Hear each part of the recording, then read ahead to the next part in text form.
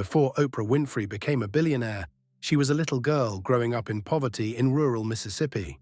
She wore dresses made from potato sacks. She had no money, no connections, and no reason to believe she would one day become one of the most powerful women in the world.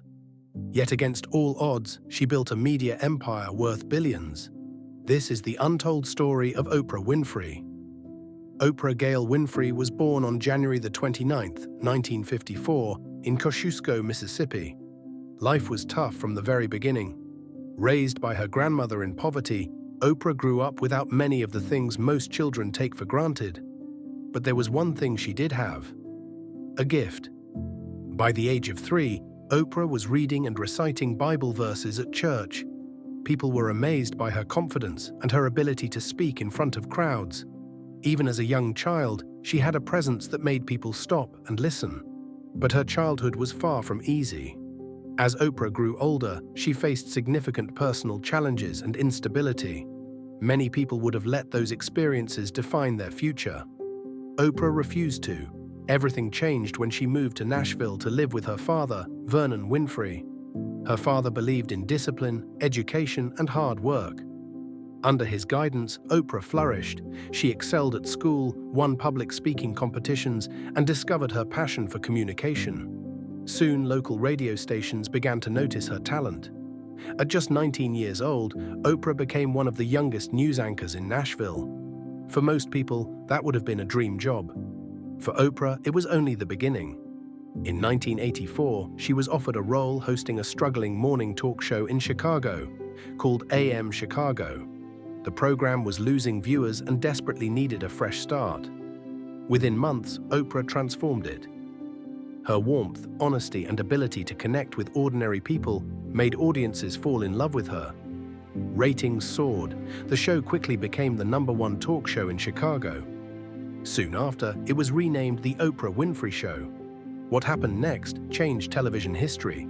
For the next 25 years, Oprah dominated daytime television. Millions tuned in every day.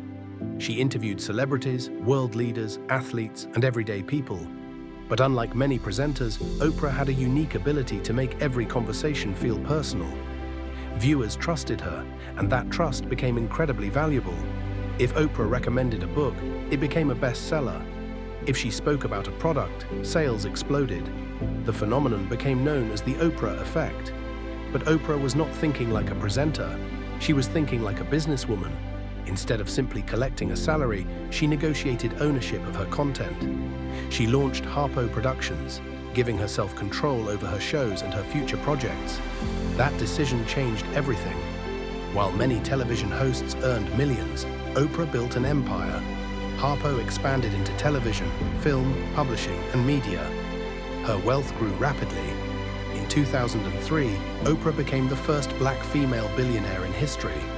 It was a milestone that represented far more than money.